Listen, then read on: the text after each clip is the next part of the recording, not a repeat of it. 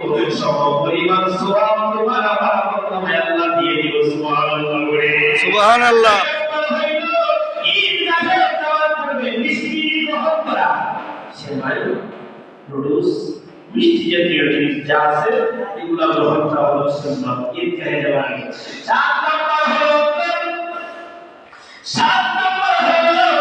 আপনার 10 নম্বর হলো ঈদ কাছে যাওয়ার পূর্বে সাদকায়ে ফিতর আদায় করা। সাদকায়ে ফিতর বুঝেন আপনারা? সাদকায়ে ফিতর যেটা হলো আপনার রোজার একটা কাফারা বলা হয়। সাদকাতুল ফিতর তার সমপরিমাণ। সাদকাতুল ফিতর ওয়াজিব হওয়ার সময় ঈদুল ফিতরের দিন সুবহে সাদিকের পর থেকে আপনার সাদকায়ে ফিতর ওয়াজিব হয়। কি হয়? ওয়াজিব হয়। ঈদুল ফিতরের দিন সুবহে সাদিকের পর থেকে ওই দিন ঈদের নামাজের পূর্বে আদায় করা মুস্তাহাব। ঠিক না? সুবহে সাদিকের পর থেকে ঈদের নামাজের আগ পর্যন্ত হলো আপনার ওয়াজিব হয় আপনার উপর সাদকায়ে ফিতর। আর আদায় করা হলো ঈদ নামাজে আগ মুহূর্তে আদায় করা হলো মুস্তাহাব। এখন বলে হুজুর আমি তো ঈদের নামাজের আগ পর্যন্ত আদায় করতে পারি নাই। হ্যাঁ, মুস্তাহাব আপনার তরফ থেকে গুনাহ হবে না, কিন্তু করলে উত্তম হবে। আপনার যতটুকু পারেন ঈদের দিনই আপনার সাদকাতুল ফিতর সবাইকে বিতরণ করে দেওয়া হলো সবচেয়ে উত্তম। সুবহানাল্লাহ সুবহানাল্লাহ। আপনি পারেন এর আগে আপনি সাদকাতুল ফিতর দিয়ে দিবেন। এখন বলে হুজুর কবে বলছে মাথা পিছে 110 কত নিম্নে হলো নিম্নে 110 পূর্বে 250 উঠলে। এখন আমরা যারা আছে 250 দেওয়া সম্ভব না। আমরা 110 হইয়া মাথা পিছে আমরা দিয়ে দিব। অনেক ডাক দেব হুজুর আমি খাই আলগা, আমার বাপ খায় আলগা, আমার বোন খায় আলগা, আমার ভাই আলগা, কিন্তু গোল একটা। হ্যাঁ, আপনি যদি আলগা খান, আপনি আলাদা যদি হয়ে যান, তাহলে আপনি আপনার সন্তান, আপনার স্ত্রী, আপনার ভিতর আপনি আদায় করবেন। আপনার ভিতর আপনি আদায় করবেন, আপনার সাদকাতুল ফিতর আপনি আদায় করবেন। আর আপনার যদি আপনার একজনটা থাকে ওর মধ্যে ফরজ যিনি, ওর মধ্যে মেইন যিনি, উনি সাদকাতুল ফিতর সবার পক্ষ থেকে আদায় করতে হবে। অনেকে বলে হুজুর আমার মেয়ে বিবাহ দিয়ে দিয়েছি স্বামীর ঘরের মধ্যে, এখন মেয়েকে আমি 1 বছর 2 বছর পর্যন্ত আমার বাড়িতে থাকতেছে, এখন আমি কি ওই মেয়ের সাদকাতুল ফিতর দিতে হবে? না, এটা আপনার জন্য না। আপনি যেহেতু বিবাহ দিয়ে দিয়েছেন, যেহেতু তার স্বামীর সাথে তার আলাদা হওয়ার কোনো সুযোগ হয়েছে না, কিন্তু এখনো পর্যন্ত সে অন্যের স্ত্রী। যখন অন্যের স্ত্রী যেহেতু তার সাদকাতুল ফিতর তার স্বামী আদায় করবে। বুঝতে পারছেন বিষয়টা? আমরা এই বিষয় কিন্তু অনেকে কিন্তু আমরা মানে ভুল বুঝাবুঝি হয়ে যায়। তারপর হইল আপনার 11 নম্বর হইল ঈদগাহে পথে যাওয়ার পথে আসা। আপনার তারপরে হলো আপনার ঘটনা সম্পদ পায়ে হেঁটে যাওয়া। ঈদগাহ আপনি যতটুকু পারেন পায়ে হেঁটে যাবেন। আল্লাহ নবী রাতে বলেন যে ব্যক্তি ঈদগাহের নামাজের মধ্যে হেঁটে যায় আমার আল্লাহ পাক রব্বুল আলামিন ঘর থেকে ঈদগাহ পর্যন্ত যতটুকু হেঁটে যায় প্রতিটা কদমে কদমে আমার আল্লাহ তাআলা আমার নামার মধ্যে সওয়াবের বরকত দিয়ে দেন। সুবহানাল্লাহ।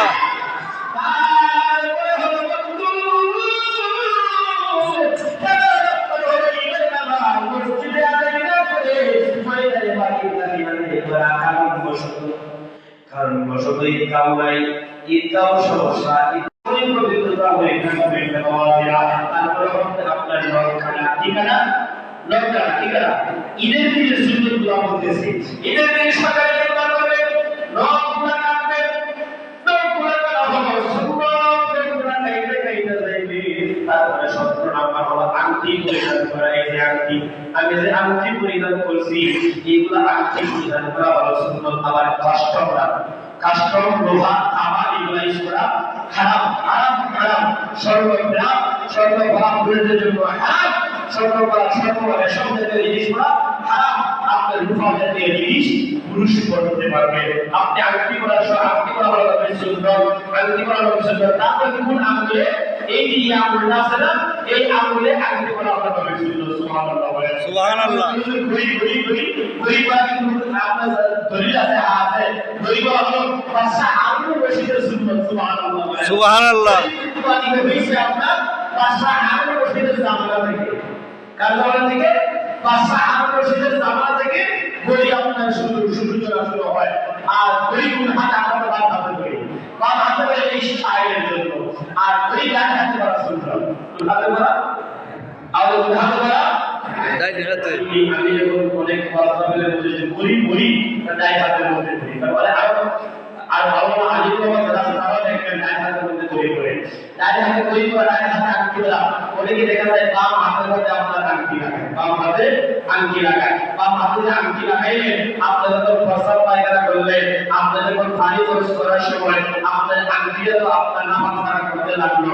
আংটি ভাবতে শূন্য, আর বাম হাত দিয়ে আপনার বইটা পরিষ্কার করা হলো শূন্য। এবং শূন্য ধীরে ধীরে আপনি এই ওই কাজের মধ্যে লাগাইতে হইব, কথা হইব। এবার বলা হলো আপনি আংটি করবেন ডান হাতের মধ্যে, এই আঙ্গুলের মধ্যে। এটা হলো আপনার তর্জনী, তারপরে কনিষ্ঠ, তারপরে তর্জনী। এই আঙ্গুলের মধ্যে আপনার বলা হলো সুন্দর। আমার নবীজি এই আঙ্গুল মুবারকের মধ্যে আংটি মুবারক করেছিলেন। আংটি বলা হলো নবীর সুন্নাত। যদি পারেন রূপা একটা আংটি বানায়, একটা আংটি বইয়ে রেখে দিয়ে রূপা শরীরের মধ্যে থাকলে ওর শরীরের একটা উপকারিতা আছে। সুবহানাল্লাহ। সুবহানাল্লাহ।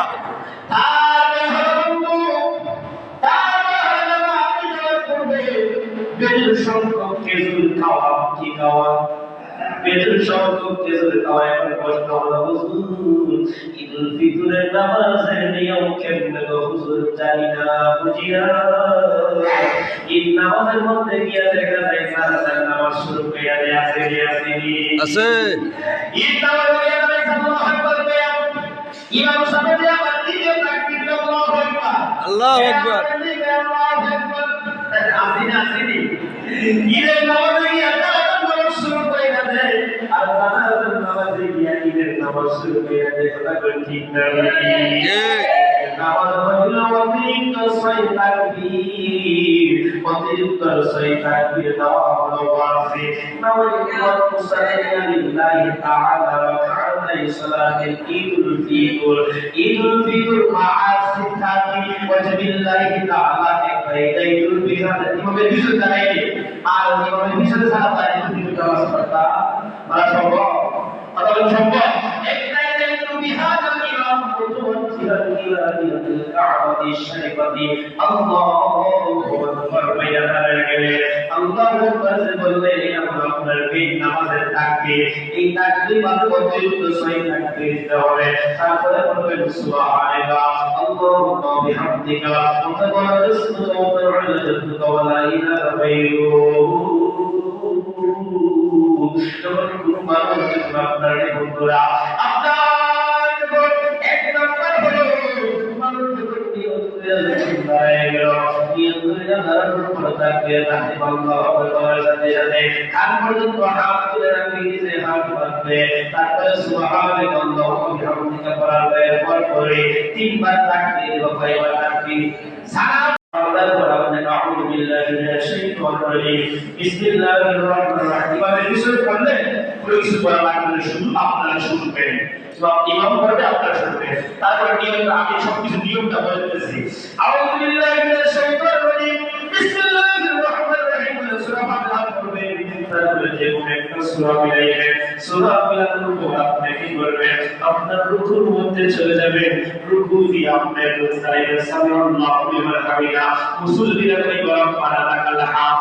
এরকম আপনি সিজদার মধ্যে গেলেন, সিজদা 1 সিজদা 2 সিজদা আদায় কইরা ডাইরেক্ট আল্লাহু আকবার কইরা দাঁড়ায় গেলেন।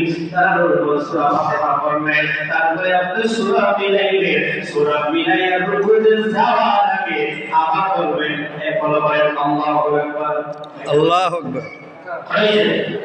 একটা এবার তিনটা বাজানোর আবার এটা আমাদের তিনটা দাঁড়িয়েছে অতিরিক্ত।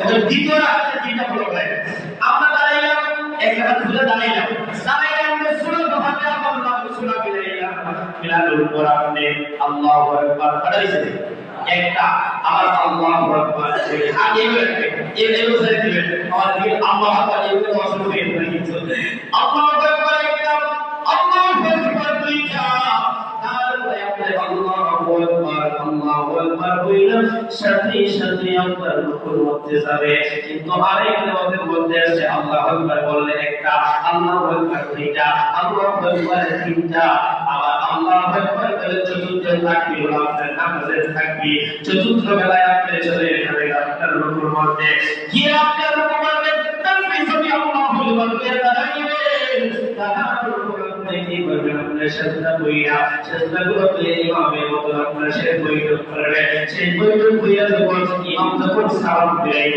সালাম ফিরানোর সাথে সাথে তাকবীরুল্লাহ করবে আল্লাহু আকবার লা ইলাহা ইল্লাল্লাহ আল্লাহু আকবার ওয়ালিল্লাহিল হামদ আল্লাহু আকবার আল্লাহু আকবার। বুঝে আসছে তো বুঝে আসছে নিয়মগুলো বুঝতে পারছি তো ইনশাআল্লাহ তারপরে আমারও ঈদের দিন বলে দেব যাতে ফেসটা লাগে ঈদের জামাতে গিয়ে জানাজার নামাজ পড়বেন এই জিনিসটা ফলো করবেন আমরা বুঝতে হবে আমরা মুসলমান আমরা মুসলমানের ঘরে মুসলমান কথা বলেন ঠিক না ঠিক। আপনি আমার সন্তানকে শিখাতে হবে এই শিখানোর দায়িত্ব হলো পিতা এবং মাতা তাদেরকে কিভাবে শিখাতে হবে কোন জায়গায় নিয়ে করে কিভাবে তাদেরকে পরিচালনা করলে তারা ভালো কাজ শিখবে ভালোভাবে চলবে একটা দায়িত্ব হলো পিতা মাতার কথা বলেন ঠিক না আল্লাহ তারপরে আবার সামনে আসতে সামনে এই